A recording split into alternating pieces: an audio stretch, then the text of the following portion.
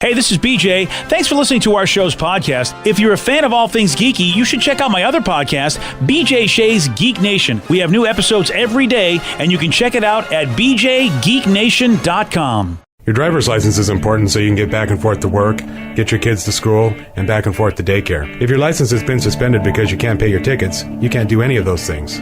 Let's talk about Chapter 13 bankruptcy. You may have heard the tickets cannot be discharged, but they can be dealt with in a Chapter 13 case. Why not come in for a free consultation? The chapter you choose will make all the difference to your getting back legally on the road. Let's design a plan to pay off your tickets and restore your license immediately. I'm attorney Travis Gagne. Please contact me today at choosetherightchapter.com. That's choosetherightchapter.com. 99.9 KISW, the Rock of Seattle. We may have a new sound effect to add to our collection, Steve. We have, of course, the Matthew McConaughey bird. Oh, boy. That's right. Yeah. And of course, you know, that's a great... And we have the sex bird. That's the one, yeah.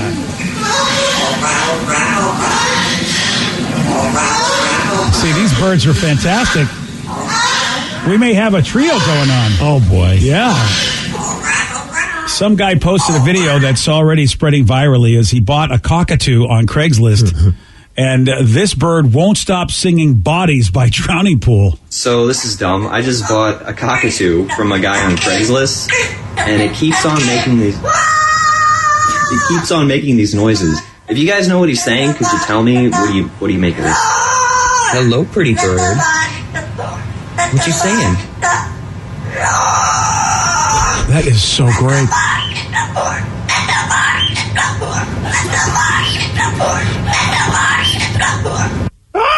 That is fantastic. The Drowning Pool song. That is, and this dude had no idea that's what it was. I was going to say, imagine if you didn't know what that song was and your bird just starts singing that, like... I'm thinking I'm in a horror film. Exactly, I just got a demonic bird. Yeah, I'd be like, this bird needs to be returned. Yep. And the cockatoo's got the greatest hair. I mean, like a mohawk. Yeah, so that he gets to just headbang. Look at him. The bird headbangs as well. Yeah. Why would someone get rid of that bird? Maybe because he was singing it so often. Yeah. As much as you might like Bodies. Girlfriend hooked up with the band. And then you realize that this fandom of Drowning Pool needs to stop. Yeah. How often did that person play the song, the previous owner, for the bird to have learned it? All the time. Man. Yeah. Amazing. Wow. That's what happens when you buy, used birds. That is what happens. Craigslist. Yeah. That's why I only get my birds on Wish.com. Yeah. So does that it's just a pigeon. It wasn't even a cockatoo. All right, so we're going to play that again, and let's see if this if this bird will join our collection. Okay, because we have the Matthew McConaughey, we have the sex bird, and let's see if she makes it.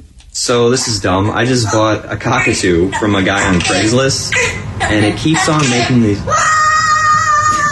making these noises. If you guys know what he's saying, could you tell me what do you make of this? Hello, pretty bird. What you saying?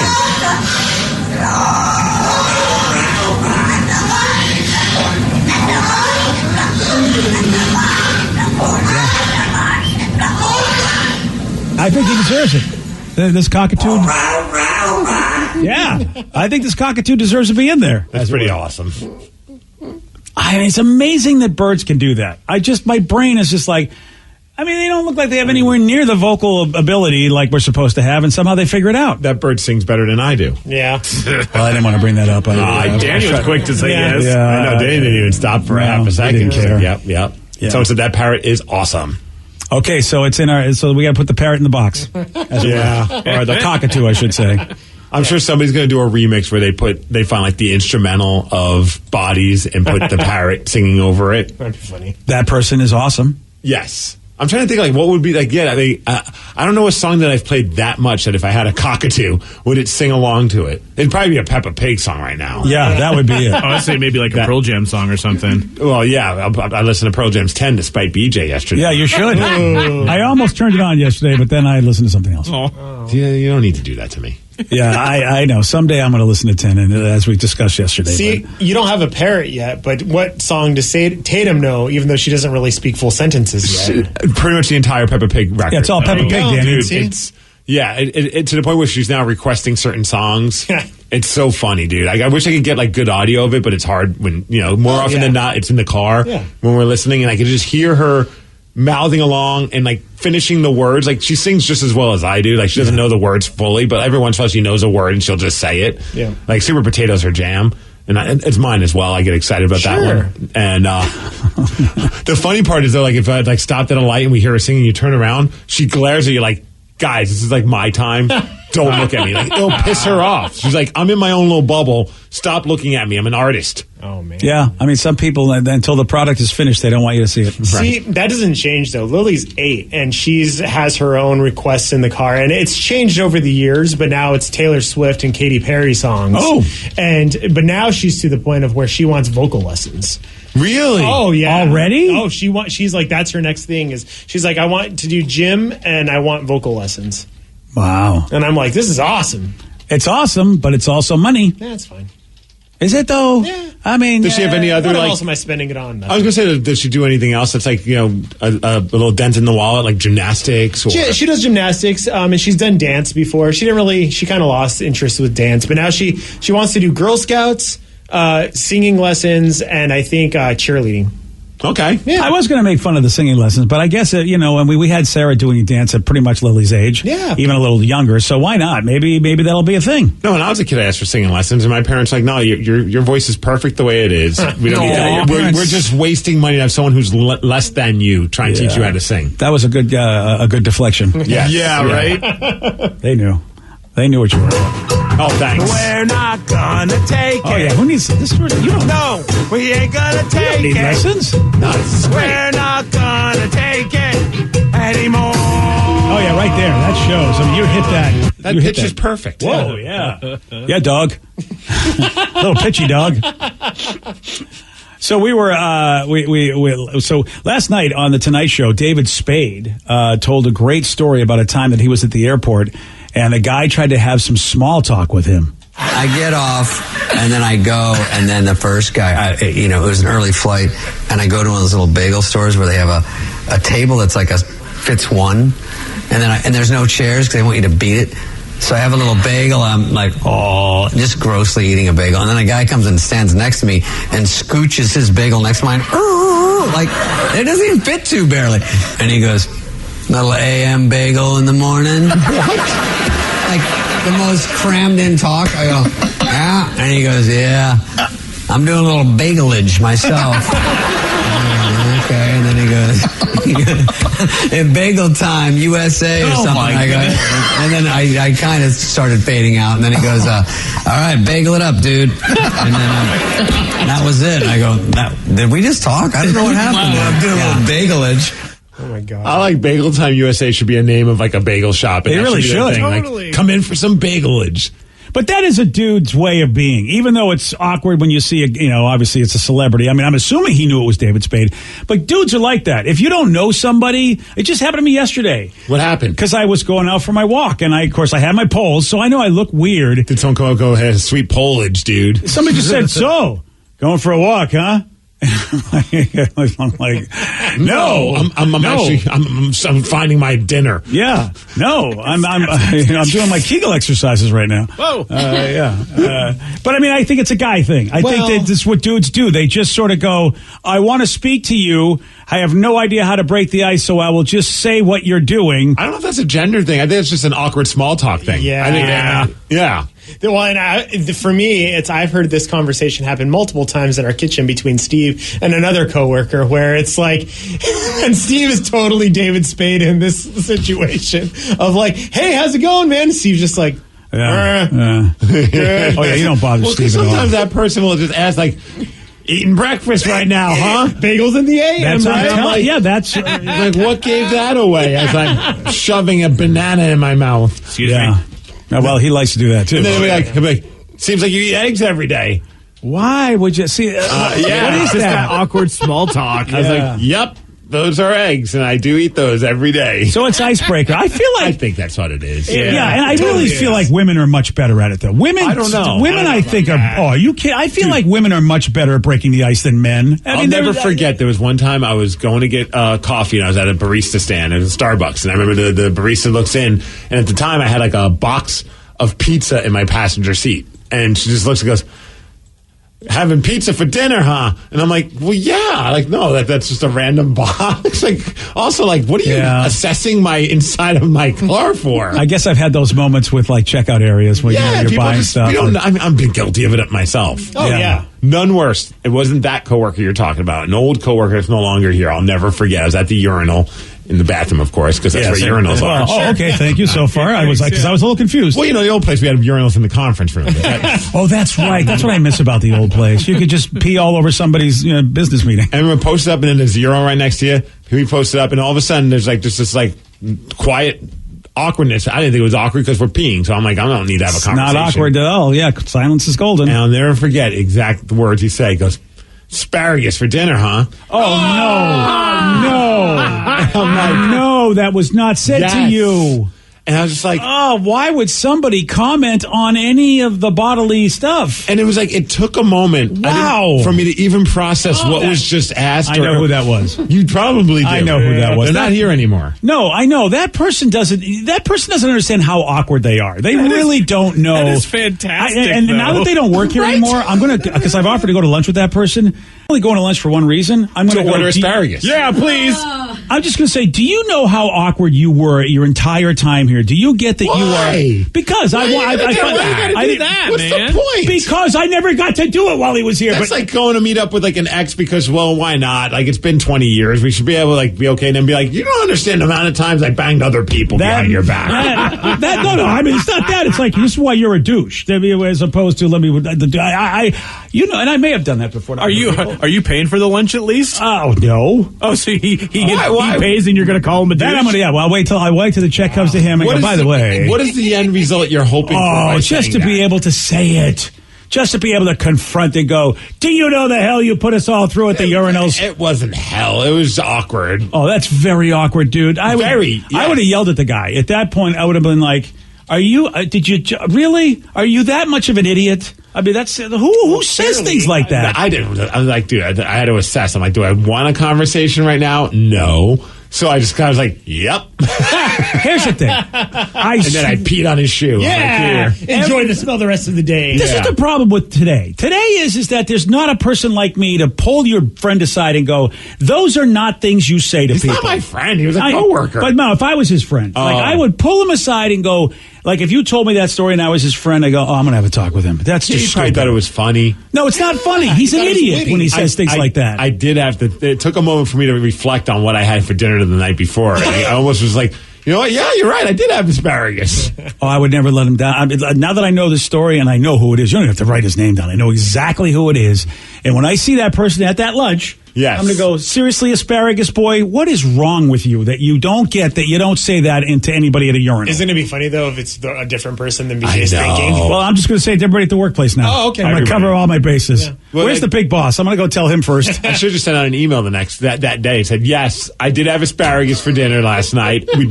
Please, if you meet me in the bathroom, do not bring it up. I mean, really? I mean, the implications of what is happening, that the person is actually going, oh, hey, I know. It's a strong smell. I understand it, but you're in a bathroom. You just don't make those comments. People like to talk in the bathroom. But not about that. Don't talk about what my body's doing. Oh, I guess you had corn yesterday. I mean, no, don't talk to me. If they knew that, that's an awkward.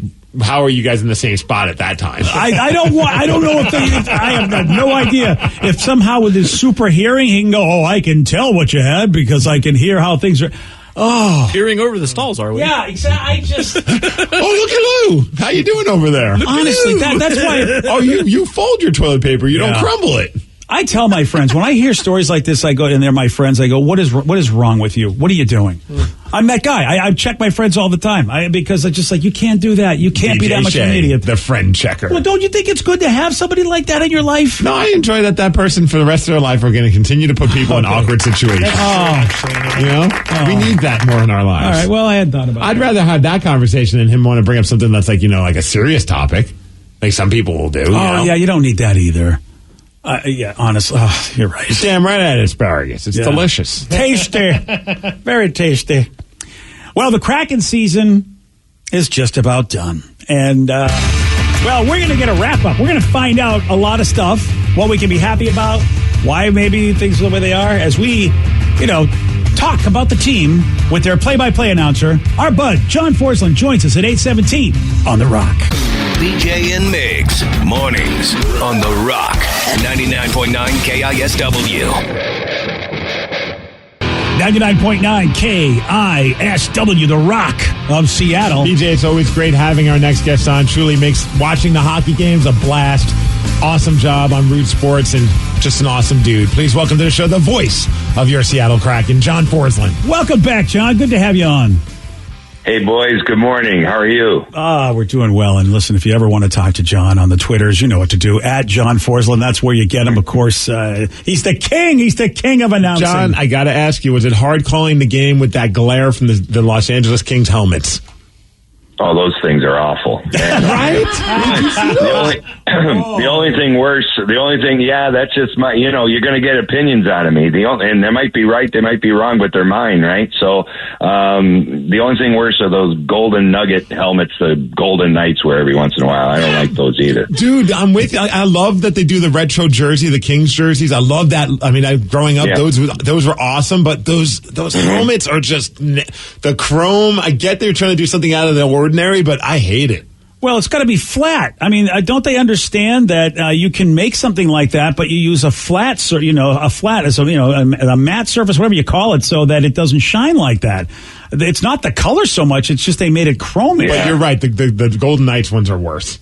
They look like C-3PO heads. Oh yeah, what? Yeah, it's a bad sci-fi movie before Star Wars for those of us old enough to remember those. Yeah, John, you would think look, you've been in the game a long time, but the idea is you're trying to, especially on TV, you are trying to follow the puck, and the last thing you need is a bunch of basically all these little circles, these little round-shaped shiny things flying all over the place. I can't believe this made it past anybody. Well, these are the amazing mysteries of life, right? They're highly paid people who make these decisions, and they all shake hands and say, "Hey, this is tremendous." But not for me. And I agree with you. I think it is hard. That's one thing about hockey. There's a lot of stuff. There's a lot of background things that get in the way of the puck. The advertising, the superimposed advertising we have now. I understand why we have all these things, but if you look at some old footage and you see clean white boards, it's amazing how easy it is to pick up the puck, but those days are long gone. Yeah, and so that's what shocks me is that Vegas and LA, of course, the glitziest of places, of course, they're going to do what they're going to do. And I'm not anti having crazy stuff. Like, I really enjoyed watching, especially with the Kraken. I love our jerseys, and I love how that blue pops on the ice. And I thought when they were playing Dallas, and Dallas had their alternate jerseys on with that bright green, I was like, I know that there's probably some old school hockey purists that just hate seeing this, but I thought it looked awesome. It is, and the thing about both of those sweaters is that they have some tradition attached to the newness, right? So that's what I really like about the Kraken scheme is the colors strike, the colors make an impression, they look great, and also they've come in with great block numerals which help me out. Yeah, shoulder numerals are big, which help me out. See, I'm very selfish about this. The teams that have the curved numerals, that font, I don't like it. 26 looks like a 28, and it's hard enough in some places, given the height and how far back we are in certain rinks. But anyway, very biased to what we do here. It's been all good. I hadn't even thought about that, Sean. You're absolutely right. I mean, it's like, when you have those fancy numbers like that, sure, it looks pretty in certain designs, but I forgot about you guys calling the game. I mean, especially at the speed. So do they. Yeah. And it's sort of like, there's that guy. It could be, it could be him. I don't know who it is. He's got a puck. That's all I know. So, John, I hate to say this, but we all took a vote, and we're blaming you for this season. I don't know why it had to be you, but we're just sorry about that. I've been blamed for worse. Yeah. I can handle it. Yeah, that's no problem. I know it's all my fault. I'm going to try and do my best to make amends here. Yeah, well, this has been, I have to say, and maybe just because it's the first year, but it has been the most entertaining, non-playoff contending season. It's just because the Kraken have been in a lot of the games. It's not like you look at the team and go, they are getting destroyed every game. There were a lot of one-goal games. There were a lot of games where they were up, and it really, is that a sign for hope to the idea that the Kraken did not get destroyed a lot this season? that's a sign of hope, and how they play. And even last night, when you look at how they played last night, it was a really difficult circumstance to come off in a back-to-back. LA did rest some of their veteran players last night because they clinched a playoff spot, but they still have a lot of quality depth that's rested, and any NHL team that's rested has a leg up no matter where the game's played. So the home team comes in, but what they did is they came out, they had a great start. Jonathan Quick, the goaltender for the Kings, if he didn't bring his A game in the first period, it probably would have been different. The fans here have been so great, guys. They deserve effort, right? And I think this group, and remember, the team is far different after the trading deadline. A lot of guys went out of here. New guys came in. The coaching staff has tried to kind of piece this thing together, Band-Aid it, but demand effort. And I've been using the same phrases over and over again over the last few months, and that is, when I meet fans, I reinforce the fact that this is just the beginning, or we're just getting started. Because I think a lot of us got caught up in trying to reach for that Vegas bar at the beginning of the season. You know, they had that great success going into the Stanley Cup final in 2017 in their first year. Could that happen for the Kraken? Well, we can all dream that way. I think they could have been a little bit better if they got off to a better start than they did, but they were chasing their tail for so long, to a fault. And I think they put some pressure on themselves. The wheels came off in a variety of different ways. You got COVID, you had major injuries to impactful players, and you don't have any depth. And you put all that in one bin and you get what you get. But if you get entertainment and you get a little bit of hope, and you look at the plan now with the draft choices that are in place, and you see what this young kid Beniers has been able to do in a short period of time, that's what you have to latch on to. And I would just caution everyone to realize in the next season, there's going to be more improvement. Does that mean they win the cup in year 2? Please don't go there, okay? Just understand that this is going to be done correctly, which means we all got to kind of take a breath, watch it, enjoy it, and see how they build through a process. Look where Vegas is this morning. They're done. They're out. They're out of the playoffs. And, you know, a lot of cheap speed early. They've been chasing their first season. They've been making a lot of deals and mortgaging their future, and we'll see where their team goes moving forward. I don't think Ron Francis wants to build the team here like that. I think he wants to make sure that they're perennial contenders, and that's really important. And you mentioned Matty Beniers. I remember when before he was drafted, having you on, and we were talking about how that was a guy we would love to see here, and man, what a great start for him in the short amount of time. What a great, just little, it's just like one of those like little teases for next season. Like, if this is how he is right from the get-go, I can't wait for how he's going to be when he's more comfortable and things are more, and they build some players around him. It's going to be an awesome time to watch him for many years to come. That's right. And what happens is you watch a player grow. And I remember back in the dark ages, in the early 80s, watching Ron Francis grow as a player, but also grow as an individual, grow as a rookie, and then watch his game develop, and then watch him, get married and have a family and be a part of the community. And by the end of it all, what do you have? You have a Hall of Fame career. I hope this happens for this player, but no matter what happens, he's a big part of this franchise, and we're going to see that development on all fronts. And the fans are going to enjoy that. And he's not alone. There's going to be, many young players coming in. You've got strong commitment from ownership in terms of the right free agents to be signed. Ron and his staff are going to, and they've already said it, they're going to be active with trades. You can't draft all of these players in terms of all the picks. You'll utilize some of those picks, but some of those picks will be chips and deals and players that you can use in the now. So that's what you can look forward to. But it's a lot of fun watching the process. And again, I think we've all been entertained by this team all season. And I know in that building, it's absolutely incredible. And the fans have brought the energy every single game, even on the bad nights. I mean, that's what's taken me back, is even on the bad nights when they've been blown out or they've been falling way short of their goal and their effort doesn't seem to be there. The people hang in there. And that's a true testament to great fans in this market. We're talking to John Forsland, who is the voice of the Kraken, calling their final home game of this season tomorrow versus San Jose. It's on Root Sports, I can't believe it, but it's the last home game of a season. Yeah. And you mentioned the crowd. Man, I was there for the game against the Devils, and it turned out, luckily for me, I was all excited. I'm like, this is the first home game from Matty Beniers, and it was. Man, it just instantly, I was like, I've been a lifelong hockey fan, and I'm in this arena, and I'm sure there's a good chunk of people who this is their first year ever paying attention to hockey, and now And then when he took the ice, even during the warm-ups, and the way that crowd, you could feel that buzz. And then throughout the entire game, when he scored that goal, it was like, man, there's something special about that. I would imagine you felt it too, doing the play-by-play, when all of a sudden that crowd just instantly erupted when they realized that was Matty that put that goal in.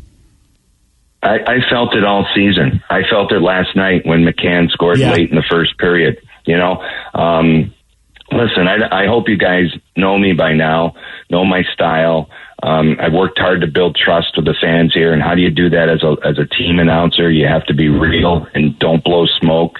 Yes, I love the Kraken, and I'm here to support their brand and the franchise moving forward and build identity with the fan base. But I've been around the block so many different times. I've lost my way, and I know building the building. I've seen what happened for me over 20 years in Carolina and how that fan base grew. But I've never seen anything like this.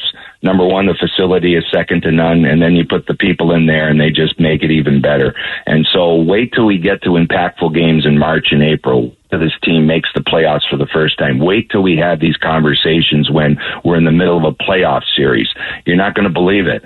And so that's all on the horizon. That's very exciting. Yeah, John, like you said, you've been around, hockey a lot, and we've been around this town a lot. And this town was never a sports town the way it is now. And really, the Seahawks started it all, and really they were the only thing. But boy, our baseball team is looking good, and of course our soccer team is could do something that's never been done before, winning the CONCACAF. Of course, the Seattle Storm basketball team has just been a championship team for so many years. There's a lot of greatness, and you guys fit right in. It is amazing. It's like I just don't remember the town being like this in any real recent times. It's just amazing what Seattle has become, and like you said, you can feel it. Yeah, and you look at the fan base, and I think it's true, with the 12s, and it's true with all the other teams. There's energy, and there's also like generations of people, diverse backgrounds of people. You see this communal atmosphere, and again, as an outsider, as I am, and I love it here, but I'm brand new. I'm seeing this through a different eye, right? I haven't been here, so I have nothing to compare it to. I've seen Seattle on television. I've seen sporting events on television. I go all the way back to the 70s, so I remember, Gus Williams and downtown Freddie Brown and Sigma, and of course, Coach Lenny Wilkins. I remember that. I remember them playing in the King Dome and staying up late to watch those games. It looked exciting. But until you get here, how do you know? And then how does it fit with hockey? And then when we go and practice every day at the Kraken Community Iceplex over in Northgate, that's when you get to see the fans really up close, experience their energy. And even in what would be a mundane practice, it's lively and exciting. And I know the fans feel, the players feel that way, because I go back to what Jordan Eberle said a couple of days ago. He's 31 years old. He's been in the NHL a long time, since he was 18. And he doesn't have to say these things. And these guys genuinely feel that way about the fan base. It's been absolutely terrific. And what's it like having that new boss, Marshawn Lynch? Has he been cool to you guys? Yeah, we get a lot of Skittles, which is good. Hey, John, it keeps the energy going between periods. I'll tell you that. I'm on fire. A couple cups of coffee and that stuff. I got to thank him. I never knew. I'm 60. I need all the help I can get. I'm with you there, John. I know what you mean. John, when you look back on the season, who would you, if someone said, okay, you have to pick one player to pick as the MVP for the Seattle Kraken? It's got to be Steve Miggs, the E-bug to the E-bug to the E-bug. I am the backup to the multiple backups that they actually have. The MVP. Yeah. Who would you pick as the MVP? And what they do with Miggs is they have footage of his efforts, and they show the goalies to make them feel good. The present-day goalies. They say, "Here you go." The other day on the post-game stuff, so Gruby and Driegs, they get in the room there and they look at this, and even Joey DeCourty came up from the American League. He's like, "Can I see that emergency backup footage again?" Dude, they've been playing better ever since you've been showing the footage. Yeah, no, it's been a renaissance. It's been unbelievable. So we thank you for that. Who knows? Who knows? You might get a banner. You might get a banner out of this. You never know. We might have a ceremony. I'll come out there with a walker and we'll narrate it. It'll be great. Tell him number 40. Put that up there in the rafters, right there. No. It's really hard to come up with one. It's hard to come up with one guy. I think it would be unfair because McCann's had a great year. Okay, he got a contract extension out of the deal. That's been terrific. Yanni Gourde has been an inspiration from the start of the season when he was injured, and it looked like Thanksgiving before he would come back, and this guy came back way ahead of schedule. And since Giordano left as the captain, for me, Gourde's been the captain the way he's played. But there's Adam Larson, who's anchored the defense, who doesn't get any publicity at all and plays a ton of minutes and is physical, and he's been in and around impactful plays, and he's been such a pro all year. And even the two goalies, they've been maligned because their stat line doesn't look good, but they've worked really hard second half of the season, and both guys have brought what they needed to bring. So I think it's been such a challenge for a lot of different reasons that it would be hard for me to say, geez, this is it. And again, we've seen 19-year-old Beniers for a couple of weeks, and that's been a terrific story. And the guys that left here were really good. Like Giordano was a great captain, and the guys that were traded out of here worked really hard. So I'm around them every single day. I've seen this. I've seen the pain, the agony, the frustration, what they really are trying to accomplish. So it's really hard for me to go anywhere with an individual, because I think this team, as they move forward, there will be superstars, in this organization. There's no question. But at the beginning of this, at the foundation process, you got to look at the team first. And that's what I'm looking at in year 2, is how much better are they going to be? How much better can they come back as a team, because they will be familiar to each other, which they were not, back in September. So let's see where it goes in the second season as a team, and I think that's going to be really important. Seattle Kraken has their final home game of this season tomorrow versus San Jose on Root Sports. You'll hear this guy, like he's done all season long, call the game greatly. I think I said that right. John Forsland. I don't know if that's a sentence. Steve, are we gonna ask John the most difficult question that I think you've John had? knows. I think John knows. It's a sad thing. I don't know. I mean, at what point are we going to knock down someone's door and get that mascot, John? I mean, John, it's it's sour. Yeah. It's a broken People record. asking me opinions on this. Yeah. I can't make up my mind. No, I you know what? Is he hanging out in the office? It's going to get there. What's that? Is he like hanging out in the office, not ready yet, We're guys? just the suspense is killing all of us, isn't it? Yeah, I don't know. I don't have many answers. I got to stay in my lane on that subject, but I don't think it'll be too far away. At least I hope not. And it better be good, right? Yeah. This better be the best mascot in the history of those things. Yeah. Of all the mascots. You guys know I punched out a mascot in the minor leagues. You know this? Wait, No. Wait. Oh, yeah, How do we, yeah. all these conversations. I know we don't have a lot of time, but it was in Quebec. Wow. It was in Quebec in a playoff game in Sherbrooke, Quebec. Sherbrooke Canadiens, Montreal's affiliate. I was working for the Springfield Indians at the time. Oh, yeah. A New York Islanders affiliate. And anyhow, this thing came up. It looked like the old Expos mascot, and was hanging out on the desk of the little booth I had in this small arena in Sherbrooke, Quebec, and I couldn't see. And it was a playoff game, and the thing sat there, and I tried to ask him to move, and he wouldn't move, and he looked back at me, and he started making and all the fans started going, and I couldn't see a power play. So I leveled him. Yeah, I took him out and gave him a shot. And he went 2 rows down, and the security came up, and I still maintained the call. I never stopped. I had guys tapping me on the shoulder, and I just kept going. It made the hockey news and everything. Oh, yeah. It was my God. 1989, something like that. I was going to say, this had to be some time ago. For mascots. I really do. You're already my hero. Now you've just gone to another level, man. That is... Dude, while we're talking about, I have a buddy, he used to play for the Tacoma Sabercats, which was a junior hockey team way back in the day around here. Dennis Pinfold, awesome dude. He played on my beer league hockey team, Pinner. And he told us a story once in the locker room where he was playing somewhere in some town, and they had a mascot. He was a fighter, so he was like always in the penalty box. He's in the penalty box, and the way that it was all set up was like a small town rink. So the mascot was able to poke his head kind of in the box. He was like mocking Dennis. And so Pinner just was like, screw it, and just wound up and punched the mascot right in the nose. And the mascot tipped over, and the whole crowd's like all mad at him. It was so fun. He said of all the things he's done in his career, that was like one of his favorite moments ever.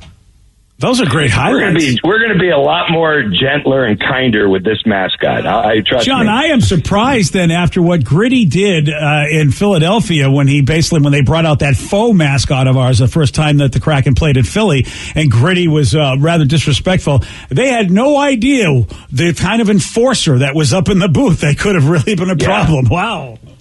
Yeah, and they still don't. Yeah, they still don't. So, maybe that's why we don't. Maybe that's why we don't have a mascot. Maybe it was like a mascot restraining order that you don't even realize. Okay. Oh no, I'm going to fully embrace this mascot. Wait till you see. It's going to be off the charts. Yeah. I really want to think about it daily. I do. I spend at least an hour each day thinking about the mascot.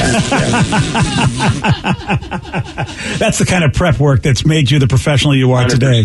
Hey, John, I know it's like we got to let you run, but I just want to say, like, as a hockey fan, and I think a lot of people would agree, and I see it also on social media, and it's no disrespect to other announcers out there, but when the Kraken are playing on a network that's not Root and you and JT are not doing the call, it's noticeably different, and you miss you guys. You guys have brought so much to a team that hasn't had all the best success, but you've made the game a lot of fun for old school hockey fans, and people are learning about hockey as well. It's not just you and JT, but the entire team from Jen and Piper and the guys that and Nick and the rest of the crew. I mean, Ross as well. Everybody's just killing it at Root Sports, in my opinion, and you guys have made hockey a lot of fun to watch, even when the team's not winning.